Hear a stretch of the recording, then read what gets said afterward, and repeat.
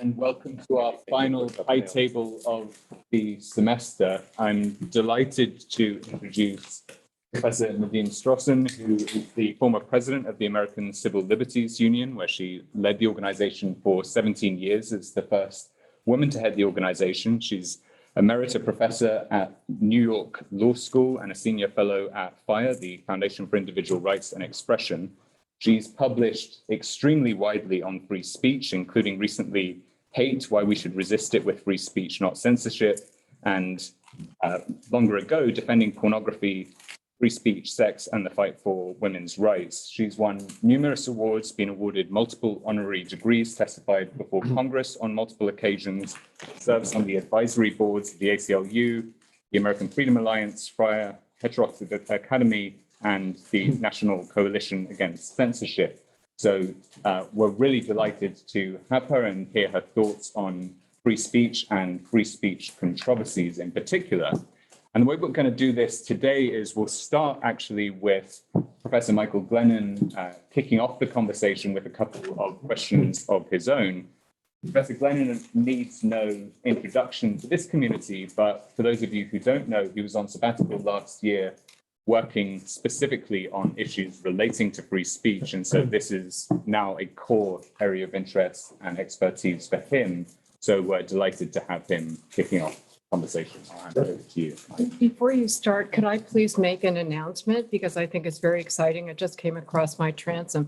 And since Tom mentioned FIRE, FIRE just won an injunction, like within the last couple of hours, against the Florida Stop Woke Act, which prohibits or tries to prohibit professors from teaching and students from discussing a whole range of concepts related to race and gender. And in very strong language, the federal court, to add insult to injury, the defense that the state interposed to the First Amendment challenge was that professors at state universities are government agents. And when we engage in teaching or research, we are purportedly mouthpieces of the government. And so fortunately, that was resoundingly rejected with very strong language by the court. So it's a very big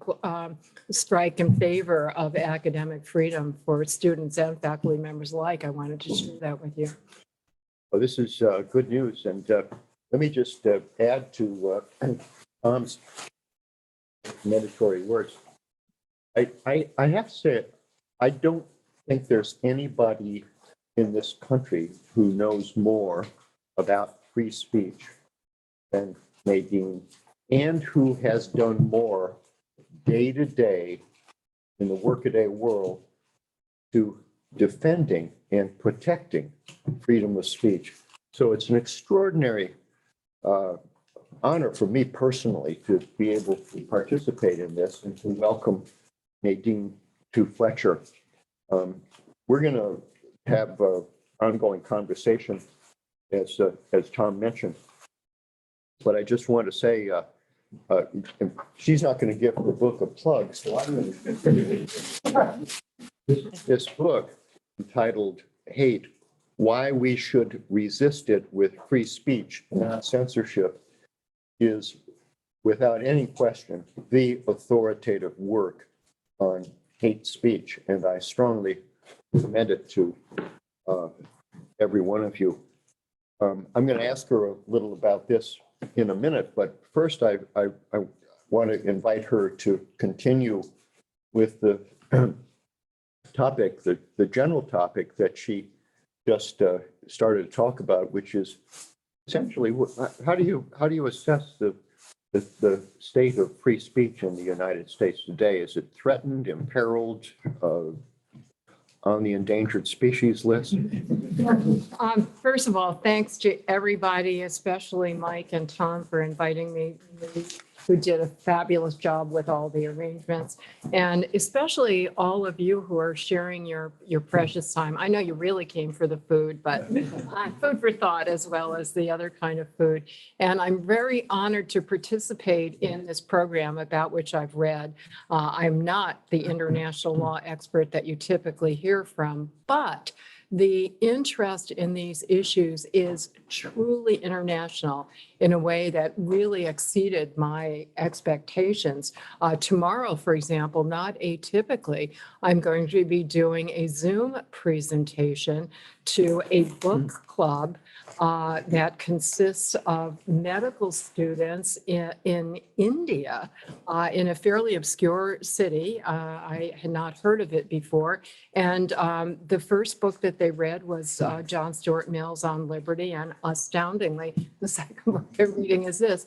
And the issues, I do want to say this, even though I specialize in First Amendment issues, the concepts are replicated with deviations and departures that are important, but a lot of common principles, not only under United Nations treaties and regional international treaties, but also the domestic law of other countries. And Mike and I and others debate the extent to which one can make that case, but there's at least some substantial overlap. So when I talk about the First Amendment, please know that it is not only applicable to the United States. So I get that question a lot, Mike, and I always think, having been and continuing to be an aficionado of literature, including 19th century novels, I think of the famous opening lines in Charles Dickens' A Tale of Two Cities. It was the best of times, it was the worst of times. It is the best of times in terms of the legal principles. Whatever you think about the United States Supreme Court and its very deep divisions on many issues of constitutional law, this is a court that is extremely unified and has been extremely unified for decades now, all across the ideological spectrum, in strongly supporting free speech, in particular, what we lawyers call the viewpoint neutrality principle, or the content neutrality principle, that government may never suppress speech because of disagreement with, disapproval of, even loathing of the viewpoint, idea, content, message of the speech. If you reject that, the answer is not censorship, but counter speech, ignoring it, rebutting it, refuting it, and so forth. And therefore, the US Supreme Court, almost without any dissenting votes at all, has continued to uphold all kinds of controversial speech that public opinion polls show that members of the American public across the ideological spectrum want to censor, including hate speech, including pornography, including disinformation, terrorist speech, and so forth. And and to say that the free speech law is strong does not mean that we have a government that always respects that law, right? This is where the ACLU and FIRE and other organizations come in. No law is self-executing. That's why organizations like the NAACP and the ACLU were founded more than a century ago to try to put teeth into what had to that point mostly been, as James Madison called it, parchment barriers against government abuse of power. And so we have plenty of government violations, including violations of rights of peaceful protesters, pipeline protests, and so forth. And as I just gave you the example of laws that are being passed that stifle academic freedom and free speech in K through 12, in libraries and on campuses. But by and large, when we go to court, we win those cases. We do have the legal tools and precedents to defeat those kinds of restrictions. So that's the good news. That's the best of times. The worst of times come in the area where the First Amendment does not apply. Why does it not apply? Because, as most people don't know, you could answer this, Sam, right? You've been around the block with me. When does the First Amendment not apply? when it's private organizations. Exactly. See, most people don't know that the First Amendment, along with most of the constitutional rights guarantees, constrains only the power of the government. So if it's a private sector entity, it has absolutely no responsibility to honor anybody else's free speech rights. You might be concerned about that being at a private university, right? You have maybe shocked to learn that you have no First Amendment free speech rights. That said, there are other sources of law that can protect free speech, including on most private university campuses, including Tufts. Contractual right, where the university adopts free speech and academic freedom principles and puts it prominently on its website and its recruiting materials, and courts have recognized that that constitutes an enforceable contract. But the private sector forces that we have that are speech suppressive are very, very powerful. One, of course, is the giant tech platforms where, for all practical purposes, if you don't have free speech rights in that important context, you don't have meaningful free speech rights. No less an authority than the United States Supreme Court itself said that in a case in 2017. The court said, you know, it used to be debatable what is the most important platform for exercising free speech rights. That's no longer debatable. It's online in general and social media in particular. But we have no First Amendment free speech rights to voice our views or ideas or receive other people's ideas or information online. Moreover, the platforms themselves as communications companies have their own First Amendment rights, analogous to a newspaper editor or a broadcaster in deciding which speakers and ideas they do want to host and which they don't want to host. That has led to enormous problems in terms of, at best, arbitrary and capricious so-called content moderation, which I think could better be called censorship, and at worst, discriminatory censorship. And I think we'll get into that in a little bit more detail. I'd like to say more about that.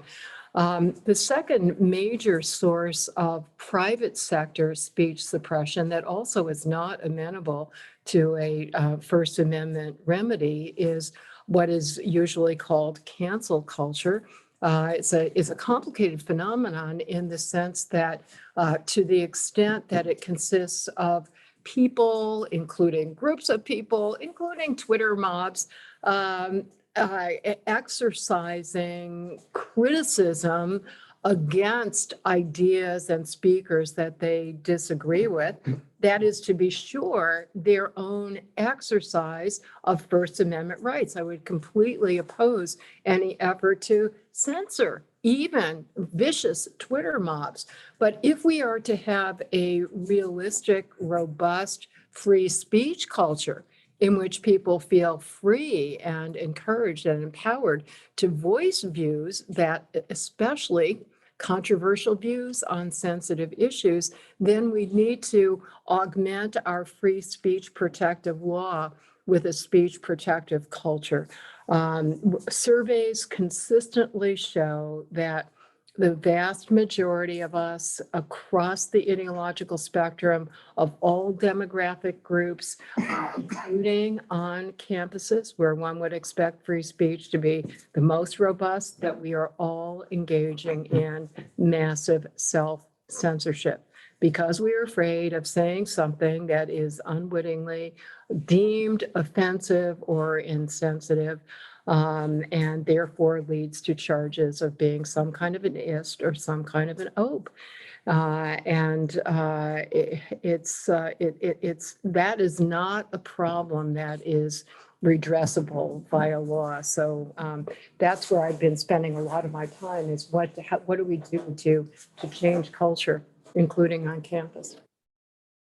Let me ask you about your efforts to change culture with this book, and place myself in the devil's advocate position, looking at some of the great battles that the ACLU has fought and won over the years. They've been about hate speech, and almost half the cases in this book involving First Amendment victories probably were fought by the ACLU, many of them on hate speech issues.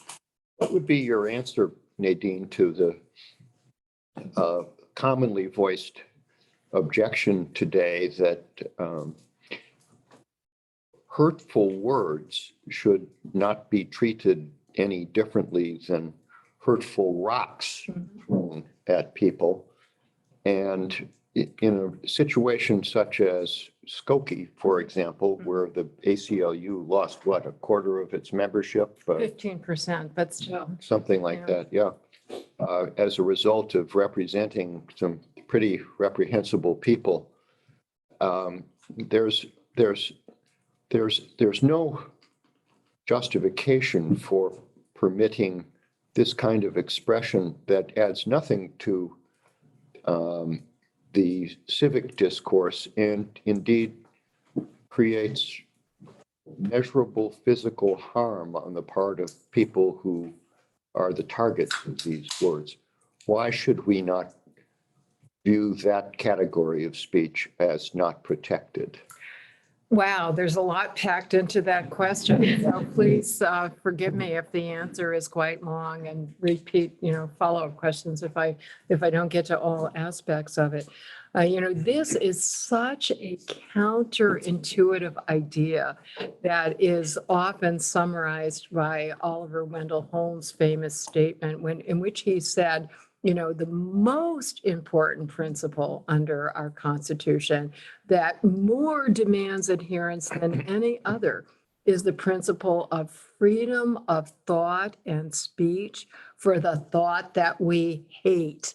And interestingly enough, it also traces back to the Enlightenment philosopher Voltaire, although I'm happy to say that recently, even the US Supreme Court has acknowledged that he never made this statement. You've all heard it. I detest what you say, but I defend to the death your right to say it. Same principle, right? He didn't say it. It was a female biographer of his in the early 20th century named Evelyn Beatrice Hall. So let's give credit where credit is due. But it's a timeless principle, and it is counterintuitive. And I think in a nutshell, the shortest answer is that harmful as that speech definitely can be, not necessarily, because unlike a rock, which when you throw it at somebody will automatically, just by virtue of its force, cause physical harm, it's not automatic that hateful words will cause harm. That all depends on who is saying it, what's the context, what's the intent, what is the mental attitude on the part of the person at whom the speech is hurled. And suffice it to say, because all of us are going to be subject to hurtful words, including hateful words in the world at large as we go about our lives, psychologists and mental health experts say that the best way to prepare all of us, including young people, including students on campus, to not suffer harm from speech is to train in habits of mind, in psychological attitudes, including using cognitive behavior therapy to make you resistant to these repugnant words. And speaking of international law, I'm thinking one of the people I quote to that point is Eleanor Roosevelt, who said something like, words will only hurt you if you give them permission to, or you give the speaker permission to. So it's not an automatic harm, but it's definitely a potential harm. That said, the fact that speech can be harmful is not enough to justify suppressing it. Logically, before you could justify censoring potentially hurtful speech, you would have to answer several other questions. One is the censorship likely to actually suppress the speech and to reduce the harm? And there are a lot of reasons why the answer to that question is no. and why you have organizations that specialize in countering hatred and promoting equality, including the Anti-Defamation League, the Southern Poverty Law Center, who constantly say, please resist the temptation to try to silence hateful speakers, to try to shout them down or cancel them. It may feel very morally satisfying to you, but you are just playing into their strategy to grab attention. We all know about the forbidden fruits phenomenon. I know it myself. Every year there's something called Banned Books Week, and now we call it Freedom to Read Week to be more positive. And I always go out and buy all of the banned books, right, that probably wouldn't have heard of otherwise. And secondly, you have to look at the unintended adverse consequences of empowering government or whoever the decision maker is to enforce what are inherently subjective, vague standards. One person's hate speech is somebody else's cherished, loving speech. And the example I like to use, because I've been crusading forever against police abuse, including unjustified police killings that was of unarmed Black men. That's something the ACLU started crusading about in the 80s. And so I'm very happy to see the way the Black Lives Matter movement has taken off. But much as I think of that as a positive movement, powerful, influential political officials have denounced Black Lives Matter advocacy as hate speech against white people, hate speech against police officers. It's also been denounced, by the way, as disinformation and as terrorist speech. And other people have denounced Blue Lives Matter or All Lives Matter as hate speech. It's a completely subjective concept, and therefore, by empowering government officials to enforce that concept, you can predict that they are going to enforce it in ways that promote the interests of powerful majoritarian interest groups. And throughout history and to this day, in countries that do suppress hate speech, the laws are predictably disproportionately enforced against speech that is critical of government policies, that is advocating law reform, and tragically and ironically they're disproportionately enforced against the very minority groups that are hoped to be protected by the law. And in my book, as you know, Mike, I bend over backwards to quote international human rights activists and human rights champions from countries all over the world, where they oppose censoring hate speech, not because of the free speech laws in their countries. Their countries do allow these laws, but strictly from a strategic perspective, that well-intended as these laws are, they end up doing more harm than good. Well, I think you've given us a very concise summary of many of the themes in your book. Let me just elaborate on a few of those and underscore why I found them so powerful. You talk, for example, first about the study that you've made of hate speech codes around the world. I don't think anybody has studied hate speech codes as comprehensively as Nadine, and you conclude that you have yet to find one that doesn't have fatal ambiguities. Maybe you could talk a little more in a minute about the why people ought to be concerned about selective enforcement and undue administrative discretion to enforce criminal statutes, which is the concern underpinning the void for vagueness doctrine. And second, you underscore the extent to which minorities, insular and discrete minorities, in the words of the Supreme Court, have benefited from and indeed relied for their survival upon speech that could conceivably fall within the category of hate speech. It was John Lewis who said that the civil rights movement would have been a bird without wings had it not been for freedom of speech. And that strikes me as as such an important insight, and so many minorities and subordinated groups seem oblivious to that need for free speech to advance their own causes today.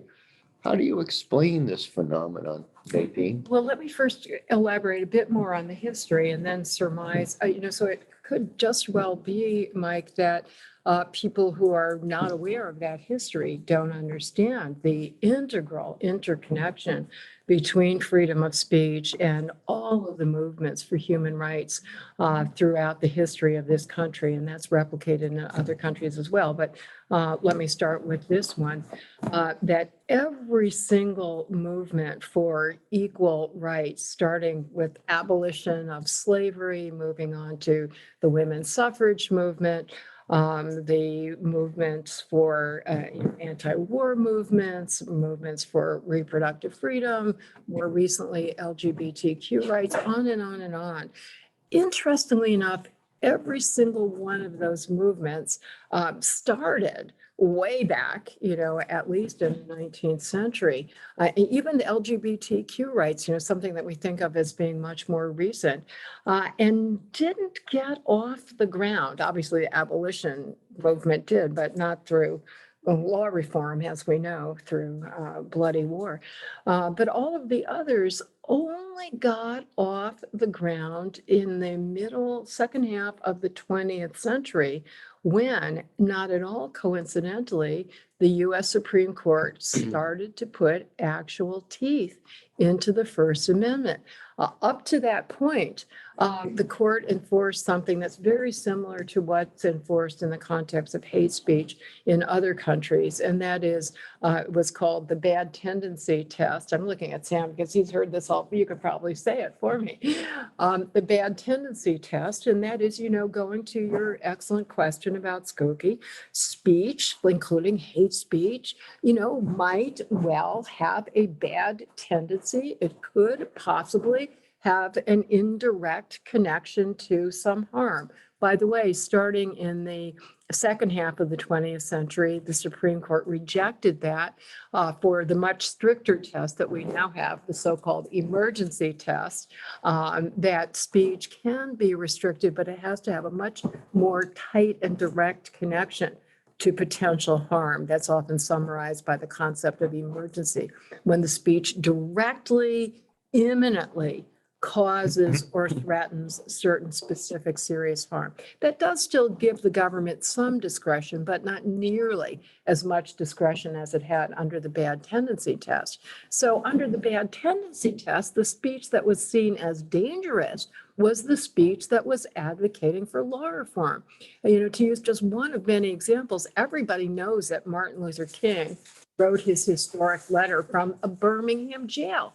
How many people know what he was in jail for? What was his crime? His crime was trying to exercise what we now consider to be fundamental free speech rights. But it was at a time that the US Supreme Court had not yet flipped over to a strong protection for free speech. My two favorite quotes, I think I can do them from memory. John Lewis is one, so you took that. So I have three. One is from Frederick Douglass, who was born as an enslaved individual in 1818 and became liberated in 1838, and just, the most eloquent crusader for abolition, often subject to censorship, including in Boston. I don't know if you know that story. There's a famous, it's not only the South, friends, right? He was trying to speak in Faneuil Hall to a group of abolitionists. And it's so hard for us to fathom. But even in enlightened Boston, in the latter part of the 19th century, Frederick Douglass, speaking about abolition, was considered incendiary, subversive, treasonous, dangerous, hateful. Use all of those terms that are now used against white supremacist speech. And famously, it was disrupted, the way we see most recently. I think Ann Coulter was disrupted when she tried to speak at Cornell last week, using the same rationales, right? But just to get, because views have changed against exactly the opposite viewpoint. And he then gave an extremely eloquent speech the next week in which he talked about the essential power of free speech to combat slavery. And he said, slavery cannot abide free speech. 5 years of its exercise would banish the auction block and break every chain in the South. Is that amazing? And conversely, censorship, my friend Randy Kennedy, who's a law professor at Harvard, he made such an interesting observation years ago that I've never forgotten. Probably the single greatest example of censorship that we've had in this country were the antebellum laws that made it a crime for Black people, even those who had been emancipated in some cases, to learn the alphabet, to learn how to read. And it was a crime to teach people to read. Harper's Magazine said, the alphabet is an abolitionist, and conversely, you want to keep a people oppressed, deprive it of the means for free speech. My other favorite statement is from the LGBTQ rights movement, and a lot of people have written about how absolutely instrumental freedom of speech was in that cause and continues to be. Dale Carpenter, who's a law professor now teaching at Tulane and pioneering crusader for LGBTQ rights, including marriage equality, said, he wrote a fascinating law review article in which he said, it is no stretch to say that the First Amendment created gay America. Gay magazines, publications, institutions, organizations. And he said, no other constitutional right has been more important. People may think, well, what about equal protection? And in his law review article, he goes through all of the other constitutional rights and shows that, yeah, they played some role, but they could not have done anything were it not for freedom of speech, guaranteeing the right to come out of the closet and affirm your identity, to having these conversations with other people that we know are so important in breaking down stereotypes. And other countries' experience substantiates this, that censorship. I'm so committed to the whole human rights agenda. That's why I love the ACLU, because we do our best to try to defend all fundamental freedoms for all people. I've also been very active in Human Rights Watch for the same reason. But the reason why I've been focusing on free speech is, to me, and more importantly to human rights crusaders around the world, it is the absolute fundamental prerequisite for advocating and protecting every other right. If we don't have free speech, we're never going to, or for that matter, any other cause that you might care about. I'll ask one final question along those lines and then open it up. I know other people have questions to ask, but I think you make such an important point in underscoring the Supreme Court's jurisprudence in interpreting the First Amendment as requiring content or viewpoint neutrality. I mean, you go back through the Enlightenment, and there's no principle more fundamental to Western civilization than the notion that the proper role of the state ends at what people think.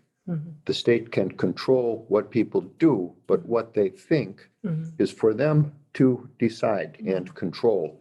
And the underlying premise is that the individual is capable of sorting out truth and falsehood for himself or herself.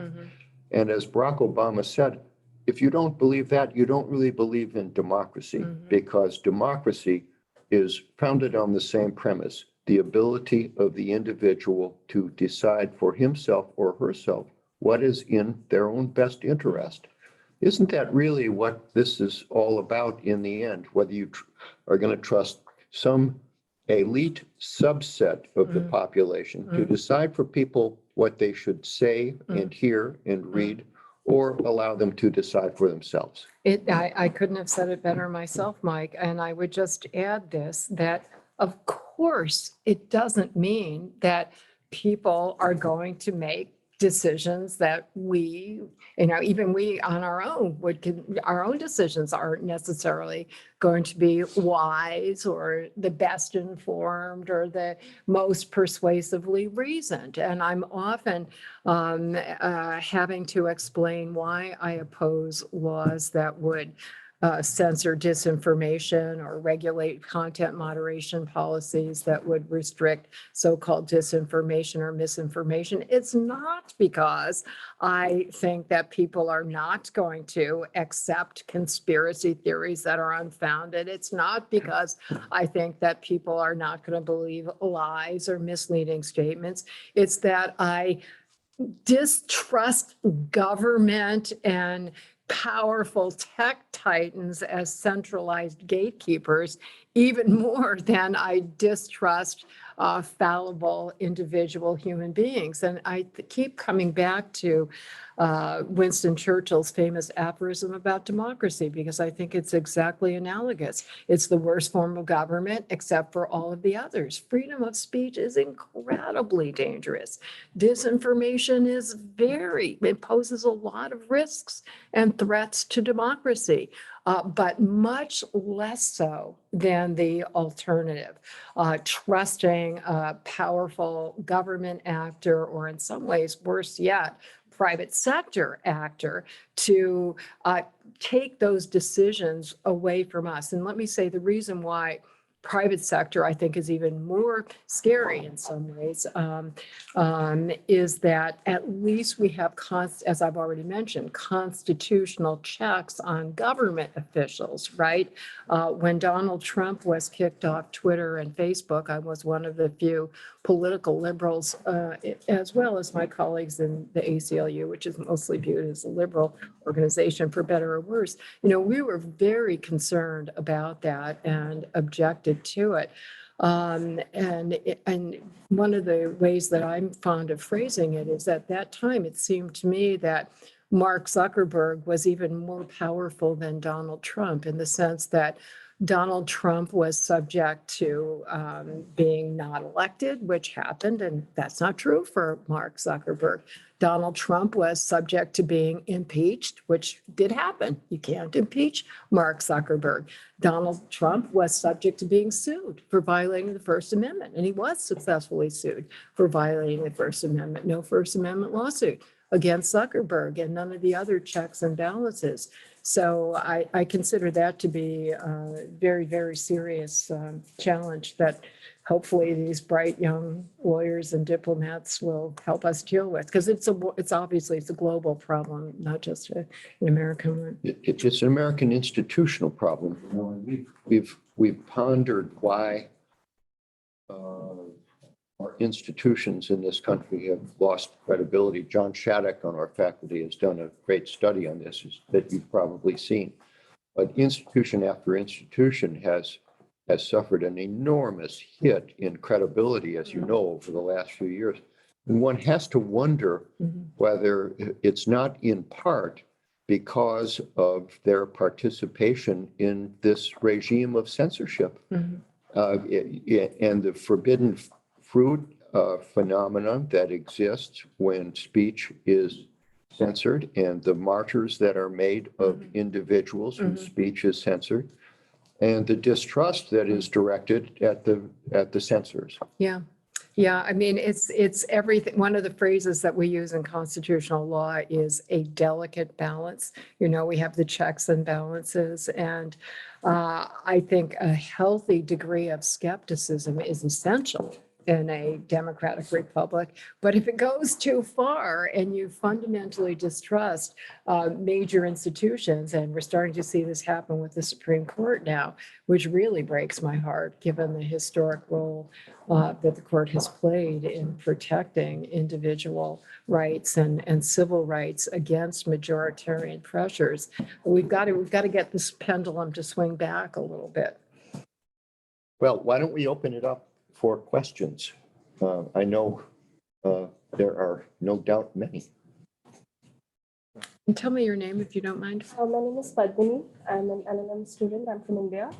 Thank you so much for speaking today. My question is, you said that hurtful speech is not necessarily a prerogative to censor speech. But I was thinking, what are your thoughts on expanding the scope of the speech rather than suppressing it? And why I say that is because in lieu of that, I want to get your thoughts on the fairness doctrine, which was there in 1969, back when the FCC had implemented it.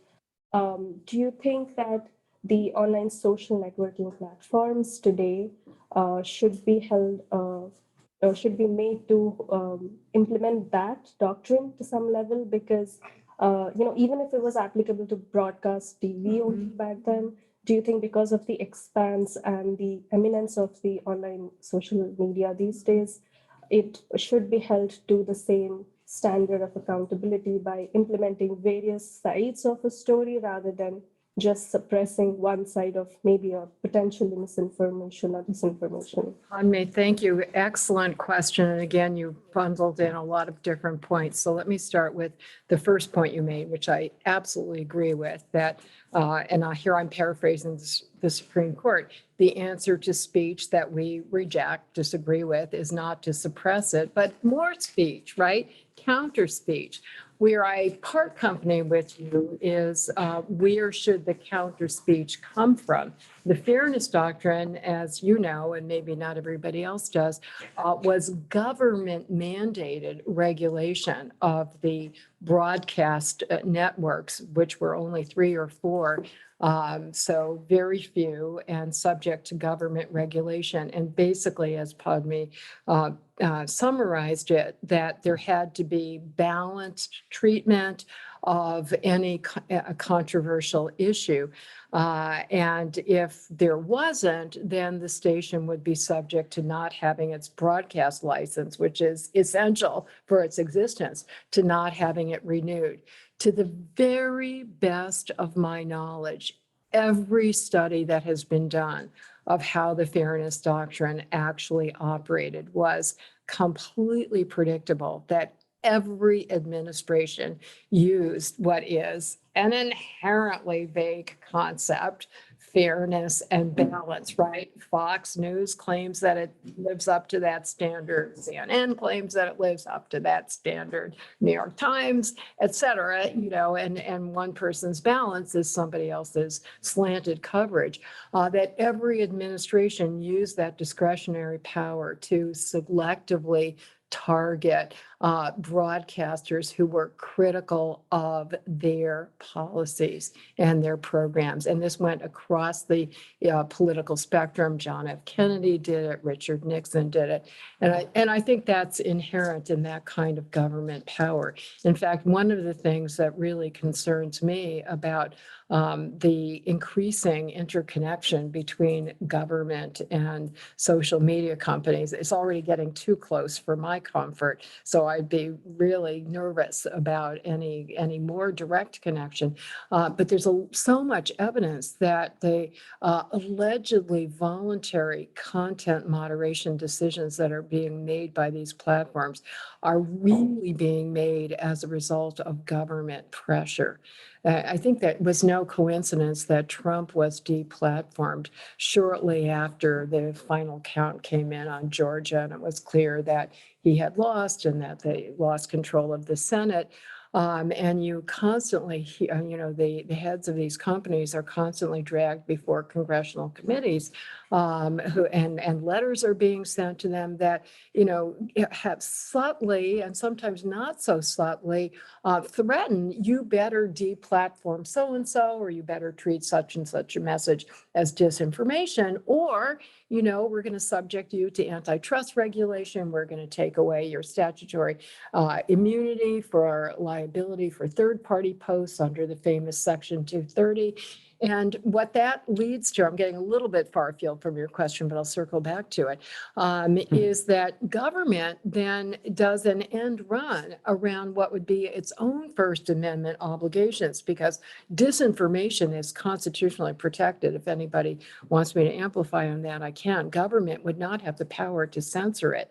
But by deputizing or putting pressure on these companies to do it, the government is doing an end run around his First Amendment obligations. So in some ways, it's a nice idea, but I think the cure would be worse than the disease.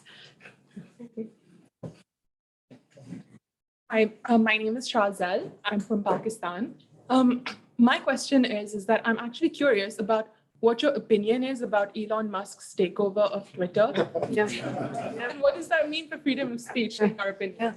You know, it's so astounding to me how much hysteria there is because he says he wants to do something so shocking. He wants to protect free speech. I mean, you would think that he would have said, I'm going to, bring down a nuclear holocaust upon us. And it's especially distressing to me to see the Democrats and the liberals, by and large, being the ones who are panicking about this.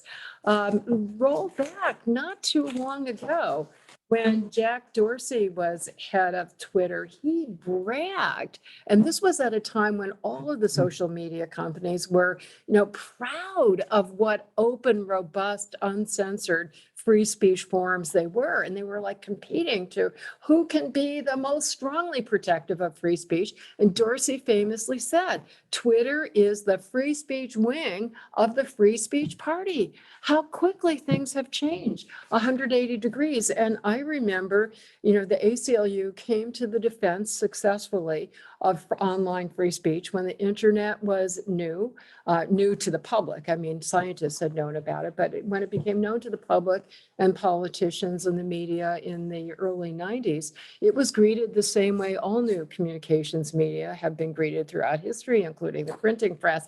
Panic! Oh my goodness, all this information and ideas is going to be distributed to the hoi polloi, right? Not the elite, not confined to the elite. And there's going to be dangerous information. And so Congress immediately passed a law to try to censor the internet, which the ACLU successfully challenged in court. A historic case called Reno, as in Janet Reno, Bill Clinton's attorney general, versus ACLU. And the Supreme Court, I mean, we thought that what the kind of restriction that not only the Clinton administration, but both sides of the political spectrum, both sides of the aisle, wanted to subject the internet to the same tight regulations that were imposed on broadcast. So I'm looking at PubMe in terms of, the fairness doctrine could have been implied. And we showed that would, and the court agreed with us, essentially 9-0, that would deprive all of us of the unique capability,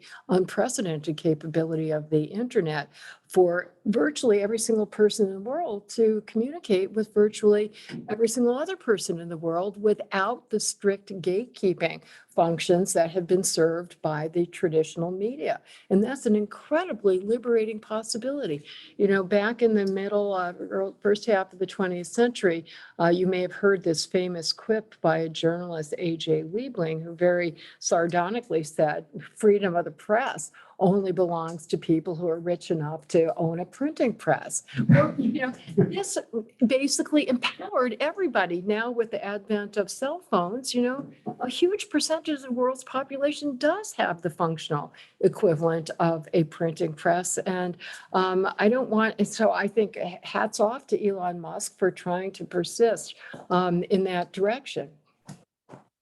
Okay, so we have multiple questions in about 15 minutes. Oh, I'm so sorry the answer. Maybe we should bundle 3 questions and I'll try to. Takes perfectly time. So put your hands up again if you have a question. Okay. Okay, so let's take 3 here and then we'll do these 2 here. Go ahead. Hi, thank you so much for the presentation. I'm Madhishka. I'm from Sri Lanka. And particularly this year, particularly in April, there's a lot of public debate about the extent of free speech and the incitement of violence through protests. So one of the problems that we had was from earlier this year, we were facing certain economic difficulties and there was a lot of pressure on the public.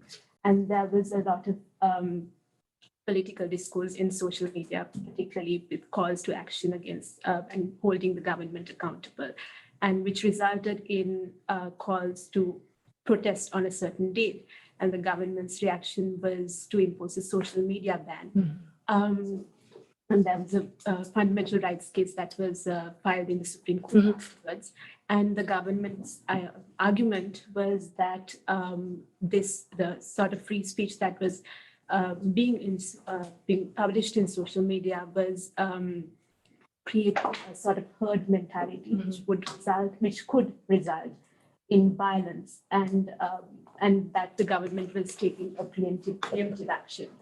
And one of the parallels that was drawn was in Sri Lanka was the 1983 riots, race riots, which the government took 3 days to respond and which resulted in violations of human rights. And another parallel that was drawn was earlier last year, the riots in Washington, D.C. in January 6th riots, and how that sort of situation might actually come about if there was no social media ban and curtailment of free speech. So I'm curious whether during the January 6th riots, whether there was any discourse on free speech and the extent to which it should be curtailed. Okay, I'm going to take a note of that, and then we'll go on to 2 more questions, but just let me try to condense that into 2 words in my notes. Okay.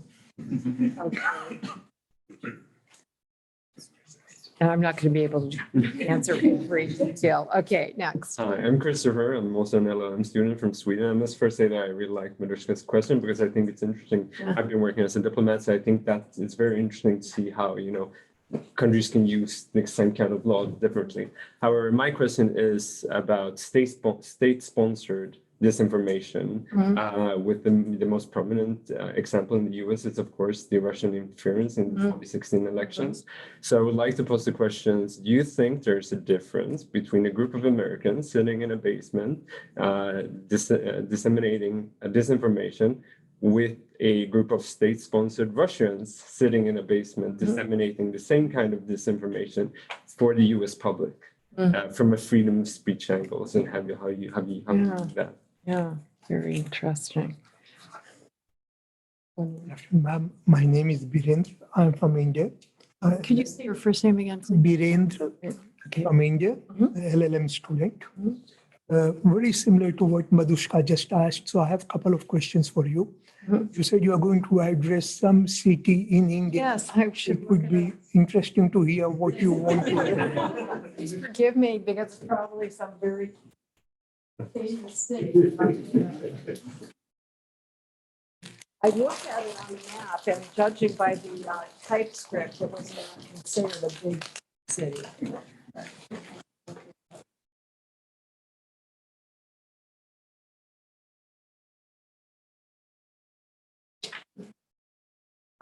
Karnataka. Oh, Karnataka is a very big state. Please. One of the I thought it was say state. like Cleveland, maybe in the United States. So maybe there is a city also, but There's Karnataka, state. Manipal. Manipal is the site of education in India, the excellence of education. You are talking to the best brains. You have got some of these Google head, and they're all from Manipal. Oh, that's so interesting. Thank you so much. Ma'am, the second, Tomorrow. my son is also from Manipal, in Branau. The second question, ma'am. About a couple of years ago, Twitter was notified by Government of India that they're going to stop all Twitter operations in India because they did not have any designated officer in India of Twitter who could be prosecuted if the content moderation was not done, which becomes very important in a vulnerable society like India, like Madushka was saying. We are very prone to communal riots. Yeah. And where 200 million people are struggling for the second meal, the only vanity they have is certain words. So how you have a take on such countries like India? Of course, US would be, or like the sir said, the developed nations could be slightly different. Yeah. Okay, well, these are really tough questions. And there's no way I can do justice to them in a short time. So please, and some of them I don't know the answers. And, that's really important for all of you. It's not young or whatever stage you are in your careers, that you shouldn't be embarrassed, right? If you don't know something, don't fake it. So the first question, Manushka, I'm going to answer the second part of your question, not the part about Sri Lanka, which actually I think I have something about that in the epilogue to my book from an earlier period, but where it's an example of governments who are always going to invoke some plausible, facially reasonable rationale that we're doing this to protect people and to save lives and protect national security. You know, many violations of civil liberties, some of the worst in this country's history, including the internment of Japanese Americans during World War II, came supposedly to protect national security. You know, and then we discovered that there's no evidence that justifies it, and it's a pretext for discriminating against particular people. So, but on the question of January 6th, there have been very serious debates that, to the best of my knowledge, are not yet resolved and may at some point come before court. One of the examples of speech that satisfies the emergency principle is intentional incitement of imminent violence or lawless conduct that is likely to happen imminently.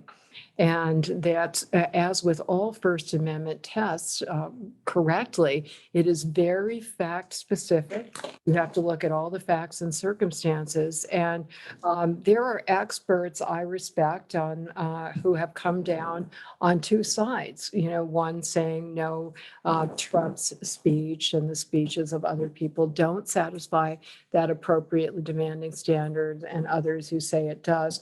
I come down on the don't side for this reason, that there was a very similar case that was decided by a lower court, an intermediate appellate court, that came out of Trump, one of Trump's campaign rallies when he was running for president in 2016. And you may remember, if you followed it, that at his rallies, which were for people who were supporting him, so he had the legal authority to eject counter demonstrators, but he would kind of egg on his supporters to rough up the counter demonstrators. And in one situation where some of the counter demonstrators were forcibly removed from a Trump rally and injured, they brought a lawsuit against not only the people who roughed them up, but against Trump, arguing that he had intentionally incited because he said things like, get them out of here, get them out of here. You know, in the old days, we used to carry them out on stretchers and, you know, I'll cover your lawyer's fees for you, all of which you put on the slide of, wow, that seems like intentional incitement. But he's very clever and he has probably good legal advice. He added, don't hurt him. And the judge that ruled in that case looked at all the facts and circumstances. He said it's close, but ultimately the fact that he said don't hurt him means that the standard isn't satisfied. And if you've looked at his words on January 6th, it's something very, very similar. He says a lot of inflammatory, instigating things, but at the end he says, go in peace or something like that. So I think that, and in fairness, I always want to point out that we have to defend these principles because they will apply even-handedly to speech with a very different message. The ACLU had a case in the Supreme Court last year, it's probably going back to the Supreme Court, in which we represent a major leader of Black Lives Matter, DeRay McKesson, who was essentially, he and the whole BLM movement were not only accused, but actually found culpable of essentially intentional incitement for a speech that he gave in New Orleans a few years ago, protesting against a police killing of unarmed Black men with a lot of, you know, fiery language, heated rhetoric, denouncing the police and their violence, and we've got to mobilize against it. And in that demonstration, somebody threw, an unidentified protester threw a rock and injured a police officer. Of course, the person who threw the rock would be guilty, but they haven't been able to identify that person. Anyway, the police officer brought a lawsuit against DeRay McKesson and against Black Lives Matter. So we really want to ensure that, the same demanding standard is applied. I did an interview for the Wall Street Journal, and the reporter summarized it. He said, so basically what you're saying, what's good for BLM is good for Donald Trump and vice versa. And I thought, that's a good way of summarizing the even-handed principles here. Christopher, that's the question that I think is very difficult. And in my defense, I just haven't done as much work on the foreign policy issues. Maybe my friend Mike has, but I've done enough thinking about it to think that, to realize that it does present an interesting issue. And I did some research probably about a year ago, and I found a couple law review articles in which somebody was making an argument, because I think the conventional wisdom is that state-sponsored disinformation, especially from foreign governments, would not have protected status or the same protected status under the First Amendment. That didn't seem intuitively obvious to me, but I hadn't thought about it. So I read a couple of articles, and a couple of them argued, but apparently adventurous arguments, but I don't think there's that much case law, that maybe there shouldn't be a separate standard for this reason. This is a very important point. Freedom of speech under the First Amendment protects not only the right of the speaker to convey information and ideas, but importantly, the right of the audience members to receive information and ideas. So the argument is that we in the United States have an interest in receiving information from other countries. And I can think of cases, individual cases that the ACLU has taken, challenging restrictions on foreign, the dirty word we use is propaganda, right? That inherently means it's coming from overseas. And one that we lost in the Supreme Court, unfortunately, and by the way, I should say, the ACLU always has truth and justice on its side and brilliant lawyers. So we never lose a case, but sometimes courts make mistakes. So one of the cases in which a court made a mistake was it was Meese versus something. Ed Meese was the Attorney General of the United States. And there was a law that required what the law called propaganda coming from overseas to be labeled as such, to have a propaganda sticker on it if the State Department or some authority decided that it was disinformation, and disinformation with a propagandistic motive antithetical to American interests. And our clients included some environmental organizations in Canada that had done publications about acid rain, and that was opposite to the Reagan administration's environmental policies. So they put this foreign propaganda label on it. And we thought that violated First Amendment rights for Americans. So, state-sponsored disinformation from Russia sounds very dangerous, but you want to be careful about the implications and the subjectivity. So it's something definitely worth thinking about. Thank you so much for raising that. Vern, your question raises a really important point, which is that all of these standards are very context specific, and your country has often been used in discussions I've participated in that, something that would cause an emergency in the United States, or would not cause an emergency in the United States, might cause an emergency given the different demographic and conflict situation, and you take the same standard, but it might be more easily satisfied in that kind of situation. Satya Nadella from Manipal, Microsoft CEO. So we actually when there's a class coming in. Okay, I want to give Professor Odin Colley just 1 second to react, since he is our human rights professor of practice. I just want to give you an opportunity to say, either ask the question or give the reaction before we close. No, I actually wanted to stand down and rather, because Okay, I didn't even say that. it's actually a theme that flows from Virendra's question about how to characterize the US attitude to Article 20 effectively of the ICCPR. Because I hear you as suggesting that it is normal, and I'd like to argue that it is exceptional, that the rest of the world deals with realities closer to what Virendra is describing, given everything, and that the dichotomy between private sector and public sector omits the quasi-state sector, which is really the dominant sector in a lot of our countries, in Malaysia, in Nigeria, in India, where government isn't going to act, but government will implicitly license quasi-state sectors. You know, as a former political detainee, I tell people, when I'm imprisoned by the state, I'm happy. The problem I have is when the state gives a nod to other people who are not the state to say, go after him. At that point, you're toast. Yeah.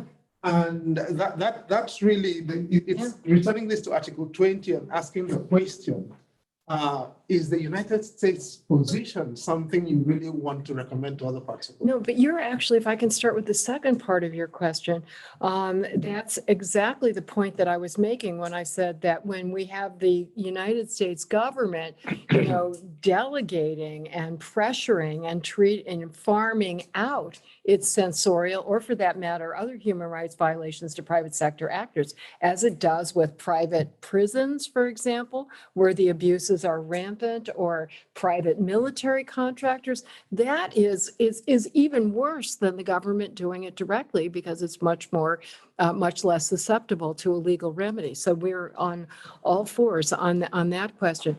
On the first question about Article 20, I have 2 points. One is, you know, one issue is what should the legal standards be?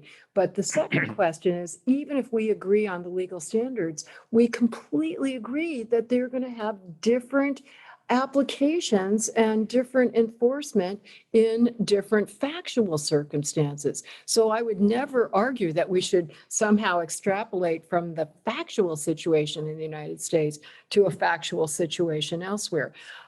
This is a debate among international lawyers, including Mike and David McKay, who was the Special rapporteur. Yeah, special rapporteur, as to whether, but there is a lot of authority from the special rapporteur and the committees that have enforcement authority for not only the ICCPR, but ICERD, that Article 20's mandated hate speech restrictions have to comply with the basic requirements in Article 19, which include essentially the emergency standard.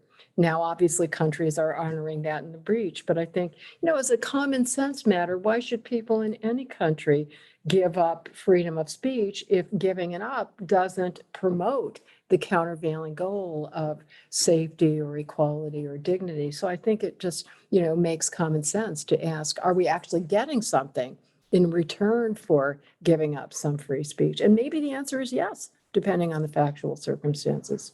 Okay, so there's obviously a ton more that could be said on this issue, and I think there's a number of potential reactions in the room, but let's close it there, and please join me in thanking.